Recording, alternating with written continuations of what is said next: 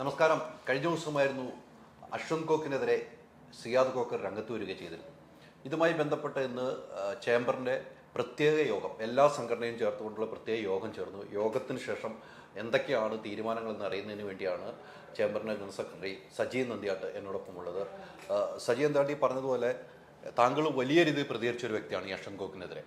ആ പോരാട്ടം ഒന്നും എത്താതെ നിൽക്കുന്നു. സർക്കാരിലേക്ക് നമ്മൾ പരാതി നൽകി, ഒന്നും എത്തിയില്ല. ഇപ്പം മാരിവെല്ലും ഗോപുരം എന്ന സിനിമ ഇറങ്ങിയപ്പോൾ സിയാദ് കോക്കർ ഇതുമായി ബന്ധപ്പെട്ട് വലിയ രീതിയിൽ പ്രതികരിക്കുകയും റിവ്യൂ പിൻവലിക്കുന്ന നിലയിലേക്ക് എത്തി. എന്താണ് ഇന്നത്തെ മീറ്റിങ്ങിലൊക്കെ കണ്ടെത്തിയിരിക്കുന്നത്? അതായത് സിയാദ് കോക്കർ എന്ന ഒരു പ്രൊഡ്യൂസർ മാത്രമല്ല, അത് അവസാനത്തെ ഉദാഹരണമാണ് അദ്ദേഹത്തിൻ്റെ മാരിവെല്ലിൻ ഗോപുരങ്ങൾ എന്ന ചിത്രത്തിനെതിരായിട്ടുള്ള നെഗറ്റീവ് റിവ്യൂ വിട്ടത്. ഇതിനു മുമ്പും പലതരത്തിൽ പലരെയും മനഃപൂർവ്വമായി സെലക്റ്റീവായി ഉപദ്രവിച്ചിട്ടുണ്ട്. അതായത് സിനിമ കാണാതെ പോലും അഭിപ്രായം പറയും. ഇപ്പം മാരിവെല്ലിൻ ഗോപുരങ്ങളൊക്കെ ഈ അശ്വന്ത് കോക്ക് കണ്ടിട്ടുണ്ടോ പോലും അറിയില്ല. കാണാതെ വ്യക്തിപരമായിട്ടുള്ള ഏതെങ്കിലും തരത്തിലുള്ള ഒരു ഗഡ്ജ് തീർക്കുന്നതിന് വേണ്ടിയിട്ട് ഈ പ്ലാറ്റ്ഫോം ഉപയോഗിക്കുകയാണ് ഓൺലൈനിലൂടെ.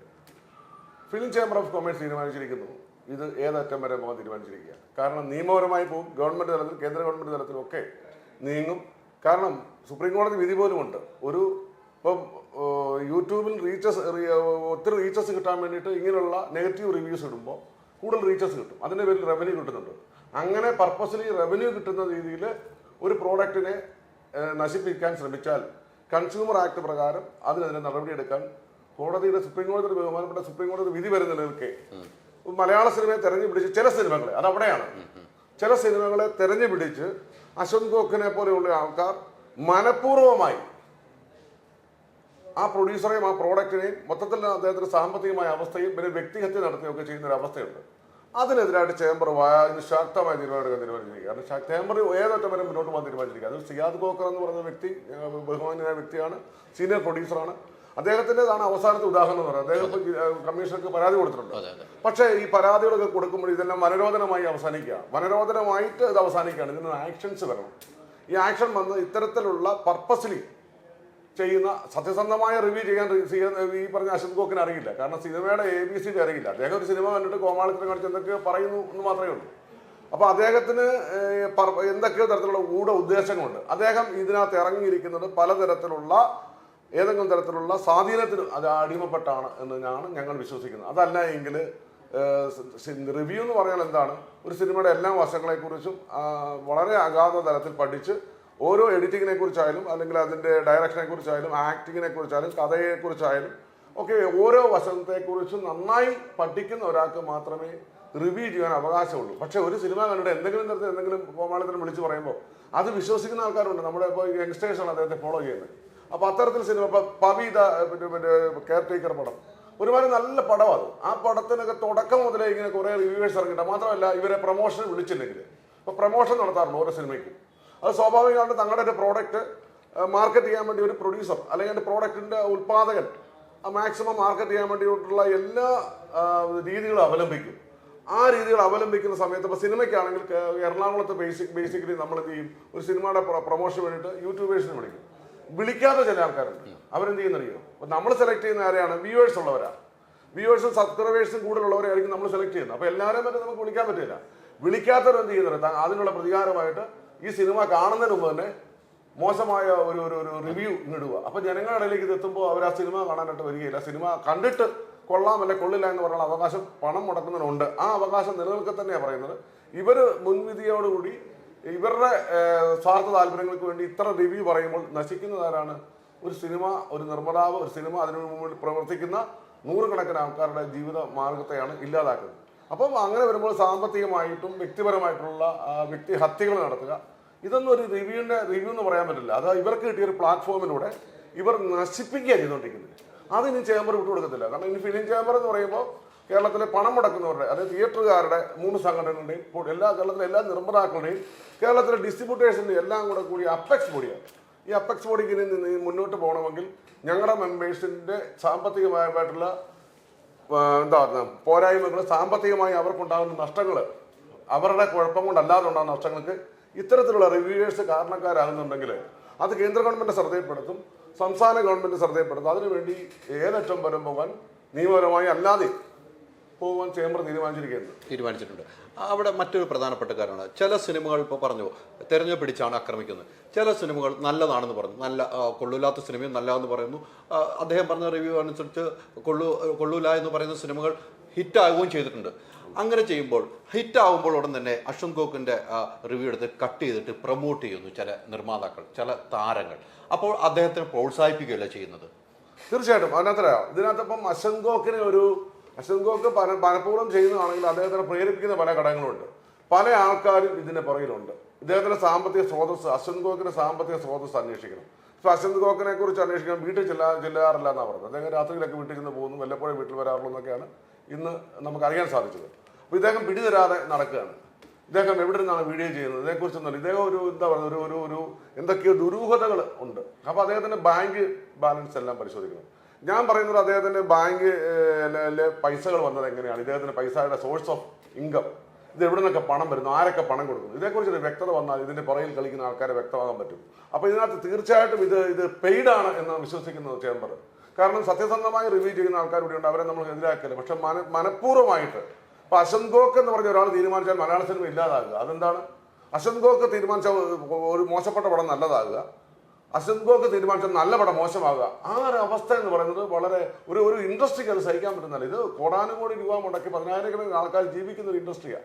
ഈ ഇൻഡസ്ട്രിക്ക് എങ്ങനെ അത് സഹിച്ചുകൊണ്ട് മുന്നോട്ട് പോകാൻ പറ്റും? ഇത് എത്ര പ്രാവശ്യമായി എത്ര വർഷമായി നടക്കുന്നു. അപ്പോൾ ഓൺലൈൻ മീഡിയയിലൂടെ ഇയാൾ പറയുന്നത് മുഴുവൻ സത്യമാണെന്ന് വിശ്വസിക്കുന്ന ഒരു കൂട്ടം ചെറുപ്പക്കാർ കാണാം. അവരെ കുറ്റം പറയില്ല, ആര് പറഞ്ഞാലും വിശ്വസിക്കുന്നവരുണ്ട്. അപ്പോൾ അതുകൊണ്ട് തീർച്ചയായും ഇതൊരു ഇൻഡസ്ട്രിയെ നശിപ്പിച്ചുകൊണ്ടിരിക്കുകയാണ്. ഇത് ഇൻഡസ്ട്രിയെ കാർന്നു നിൽക്കുന്ന ക്യാൻസർ രോഗമാണ് ഇത്തരം യൂട്യൂബേഴ്സോ ഇത്തരം നെഗറ്റീവ് റിവ്യൂ നെഗറ്റീവ് ബോംബിംഗ് എന്ന് പറയുന്നത്. ഇതിനെ തടയിടാതിരിക്കാൻ പറ്റത്തില്ല. എന്ത് വില കൊടുത്ത് തടയും ഞങ്ങൾ. ഞാൻ ചോദിച്ചതിന് ഒരു ആൻസർ, ഈ ഇദ്ദേഹം നല്ലത് പറയുമ്പോൾ എടുത്ത് പ്രൊമോട്ട് ചെയ്ത് കൊടുക്കുകയാണ് ചില പ്രൊഡ്യൂസർമാർ, ചില താരങ്ങൾ.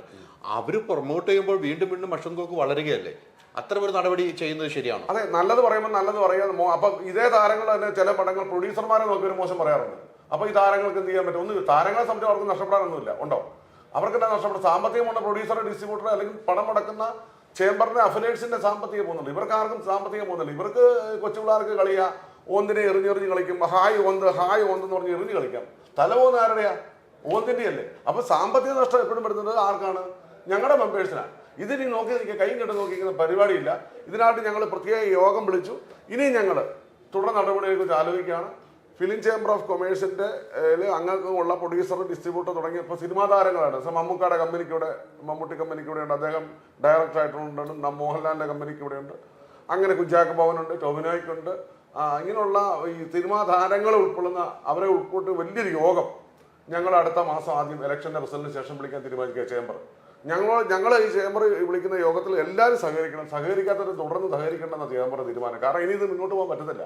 ഞങ്ങൾ എങ്ങനെയാണിത് കൈകിട്ട് നോക്കി നിങ്ങൾ പറ. ഞങ്ങളുടെ മെമ്പർമാരെ കരച്ചിലും ഞങ്ങളുടെ മെമ്പർമാരുടെ സാമ്പത്തിക നഷ്ടം ഞങ്ങളുടെ മെമ്പർമാരെ കരച്ചിലും പിഴിച്ചിലും കണ്ടുകൊണ്ടിരിക്കാൻ പറ്റുമോ? അവരുടേതല്ലാത്ത കുറ്റം കൊണ്ട് അവരുടെ പടങ്ങൾ അവർ വളരെ മനോഹരമായി എടുക്കുന്ന ചിത്രങ്ങളെക്കുറിച്ച് ഒരു യൂട്യൂബ് ഉണ്ടെന്ന് പറഞ്ഞുകൊണ്ട് കയറി അഭിപ്രായം പറഞ്ഞ് ഒരു റിവ്യൂ ബോംബിങ് നടത്തി അവരെ ഇല്ലാതെ ചെയ്താൽ ചേംബർ ഓഫ് കൊമേഴ്സിന് നോക്കിയിരിക്കാൻ പറ്റുമോ? ഞങ്ങളുടെ ചേംബർ ഓഫ് കൊമേഴ്സിന്റെ ഉദ്ദേശം എന്താണ്? To make welfare, economic welfare. ഞങ്ങളുടെ മെമ്പേഴ്സിന്റെ സാമ്പത്തികമായ മേന്മയാണ് ഞങ്ങളുടെ ലക്ഷ്യം. അപ്പൊ കൊള്ളാത്ത പടങ്ങൾ ഇതിനു മുമ്പോട്ടായിട്ട് ഇനിയും ഉണ്ടാവും. എല്ലാ പടവും ഹിറ്റ് ആകണമെന്നില്ല അല്ലേ? ഹിറ്റ് എന്ന് പറഞ്ഞാൽ അതിന്റെ ഡെഫിനേഷൻ ആർക്കും അറിയില്ല. ഈ അശ്വന്ത് ഗോക്ക് അതല്ലേ സിയാദ് ഗോക്ക് പറഞ്ഞൊരു ഡയലോഗ് ഞാൻ ഓർക്കാണ്. നിങ്ങൾ വന്ന് ഞങ്ങൾക്ക് പറഞ്ഞതാ എങ്ങനെ സിനിമ പിടിക്കണം, ഞങ്ങൾ സ്റ്റഡി ക്ലാസ് എടുത്തതാ, ഞങ്ങൾ അതുകൊണ്ട് സിനിമ പിടിക്കാം.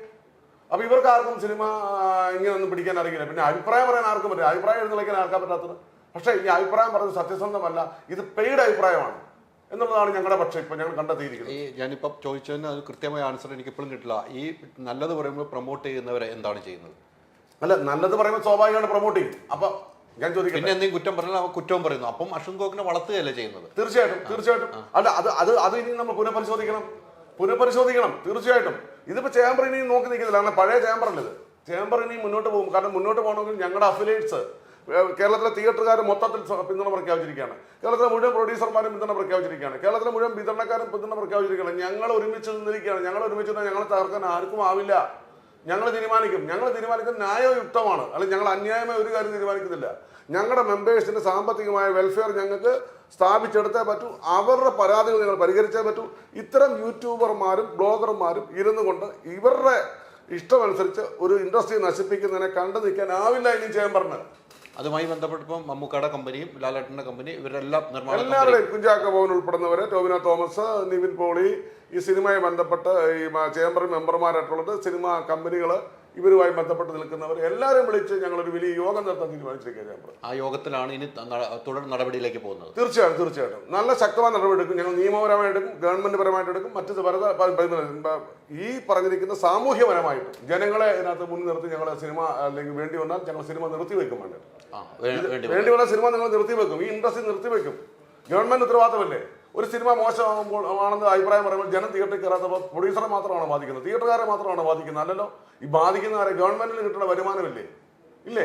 ഗവൺമെന്റ് ഇവിടെ കൊടുക്കുന്ന സാംസ്കാരിക പെൻഷൻ കൊടുക്കുന്നത്, അതുപോലെ GST കേന്ദ്ര ഗവൺമെന്റിന്റെ വരുമാനത്തെയും സംസ്ഥാന ഗവൺമെന്റിന്റെ GST പോലുള്ള വരുമാനത്തെയും ബാധിക്കുന്നില്ലേ ജനം തിയേറ്ററിൽ വന്നില്ലെങ്കിൽ? അപ്പൊ ഈ ഇൻഡസ്ട്രി കിട്ടാത്ത നഷ്ടം ഒരാൾക്ക് മാത്രം ഉണ്ടാകുന്നതല്ലോ, എല്ലാവർക്കും ഉണ്ടാകുന്ന നഷ്ടമാണിത്. ഈ നഷ്ടം പരിഹരിക്കുമ്പോൾ, ഇങ്ങനെ ഒരു പ്രശ്നം വരുമ്പോൾ ഇതിനകത്ത് ഇടപെട്ട് ഇതിനകത്ത് പരിഹാരം ഉണ്ടാക്കേണ്ട ഉത്തരവാദിത്തം കേന്ദ്ര ഗവൺമെന്റുണ്ട്, സംസ്ഥാന ഗവൺമെന്റുണ്ട്, ആർട്ടിസ്റ്റുകൾക്കുണ്ട്, ടെക്നീഷ്യന്മാർക്കുണ്ട്, ഞങ്ങൾക്ക് എല്ലാവർക്കും ഉണ്ട്, സമൂഹത്തിനുണ്ട്. സമൂഹത്തിന് നല്ല ഏതെങ്കിലും സിനിമയുടെ അവസാനം തിന്മ ജയിക്കുന്നുണ്ടല്ലോ, നന്മയല്ലേ ജയിക്കുന്നുള്ളൂ. അപ്പം നന്മയിലേക്ക് സമൂഹത്തെ നയിക്കാനുള്ള മെസ്സേജായി എന്റർടൈൻമെന്റായിട്ട് ഒരു വലിയ മെസ്സേജ് കൊടുക്കുന്ന വലിയ പ്ലാറ്റ്ഫോമാണ് സിനിമ. അത് മനസ്സിലാക്കണം. അപ്പം സിനിമ എന്ന് പറയുന്നത് സാമൂഹ്യ പ്രതിബദ്ധതയോടെ നിൽക്കുമ്പോൾ ആ സിനിമയെ പ്രൊട്ടക്ട് ചെയ്യാനുള്ള ഉത്തരവാദിത്വം സമൂഹത്തിനുണ്ട്, നമുക്ക് ഓരോരുത്തർക്കുമുണ്ട്. അതുകൊണ്ട് ഫിലിം ചേംബർ ഓഫ് കൊമേഴ്സ് മുന്നിട്ടിറങ്ങാൻ തീരുമാനിച്ചിരിക്കുന്നു. എന്തോ വില കൊടുത്ത വിധി ഞങ്ങൾ അവസാനിപ്പിച്ചിരിക്കും. ഇനിയിപ്പം യോഗം വിളിക്കുമ്പോൾ ഈ വലിയ നടന്മാർ ഉൾപ്പെടെ ഉള്ളവർ ഇവരൊക്കെ ഇനി വരാതിരിക്കും, അങ്ങനെ എന്തെങ്കിലും ആശങ്ക ഉണ്ടോ? ഇല്ല, അവർ വരുമല്ലോ. കാരണം അവർക്ക് അവരുടെയും കൂടെ സംഭവമാണല്ലോ. എങ്ങനെ അവർ ഈ ഇൻഡസ്ട്രിയുടെ ഭാഗമല്ലേ? അവർക്ക് കൈയും കഴുകി നോക്കി നിൽക്കാൻ പറ്റില്ലല്ലോ. ഇൻഡസ്ട്രിക്ക് ഒരു പ്രശ്നം വന്നാൽ അവരെല്ലാവരും വരുമെന്ന വിശ്വാസം ഞങ്ങളുണ്ട്. ഞങ്ങൾ വരാത്തവരുമായി സഹകരണം ഞങ്ങളില്ലല്ലോ. ഇനിയിപ്പോൾ ഞങ്ങളുടെ ഒരു പ്രശ്നം വരുമ്പം ഫിലിം ചേംബർ മുന്നിട്ടിറങ്ങി അപ്പെക്സ് ബോഡി പറയുന്ന ഒരു കാര്യം കേൾക്കാത്തവരുമായിട്ട് യാതൊരു സഹകരണം ഞങ്ങളുണ്ടാവില്ല. ആ തീരുമാനത്തേക്ക് കാര്യങ്ങൾ പോവുകയാണ്. പക്ഷെ അവരെല്ലാം സഹകരിക്കും. കാരണം ഇന്ന് വരെയുള്ള ഏത് കാര്യത്തിലും അവർ സഹകരിച്ചിട്ടുണ്ടല്ലോ. അപ്പോൾ അവിടെ ഒരു മുൻവിധി നമുക്ക് പാടില്ല. പക്ഷേ ചേംബർ ഇത് വിട്ടുകൊടുക്കാൻ തയ്യാറല്ല, ഒരു വിട്ടുവീഴ്ചയ്ക്കും ചേംബർ തയ്യാറല്ല. അപ്പോൾ തീർച്ചയായിട്ടും പോരാടാൻ തീരുമാനിച്ചിരിക്കുകയാണ്. ആ ചേംബറിന്റെ പോരാട്ടം ശക്തമാകണമെന്ന് തന്നെയാണ് നമ്മുടെ എല്ലാ ആഗ്രഹം. കാരണം ഇത്തരം ഒരു വ്യവസായത്തെ നശിപ്പിക്കുന്നവരെ ഇപ്പോൾ തന്നെ എത്രയോ നാളുകൾക്ക് മുമ്പ് തന്നെ പിഴുതെറിയേണ്ടതാണ്. ഇനിയും പിഴുതെറിഞ്ഞില്ലെങ്കിൽ ഈ വ്യവസായം തന്നെ നശിച്ചു പോകുന്നുള്ള കാര്യത്തിൽ സംശയമില്ല. എന്തായാലും നമുക്ക് കാത്തിരുന്ന് കാണാം. ഒരു സിയാദ് ഖോക്കറിന് വേണ്ടിയല്ല അദ്ദേഹം ശബ്ദമുയർത്തി, ഇവിടുത്തെ പ്രൊഡ്യൂസർമാർക്ക് വേണ്ടിയാണ്. ആ പ്രൊഡ്യൂസർമാരെല്ലാവരും ഒത്തുകൂടി ഇന്നത്തെ ഏറ്റവും വലിയ യോഗത്തിൽ ഒരു അടിയന്തര മീറ്റിംഗിൽ തീരുമാനമെടുത്ത തീരുമാനമാണ് ഇപ്പോൾ സജി നന്ദിയാട്ട് നമ്മളോട് ഷെയർ ചെയ്ത്. തീർച്ചയായിട്ടും ഞങ്ങളും കൂടെ ഉണ്ടാവും. Thank you so much. നിങ്ങൾ എല്ലാവരുടെയും പിന്തുണ ഞങ്ങൾക്ക് ഉണ്ടാവണം. തീർച്ചയായിട്ടും. Thank you.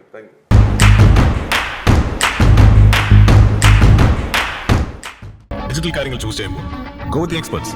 Oxygen, digital expert.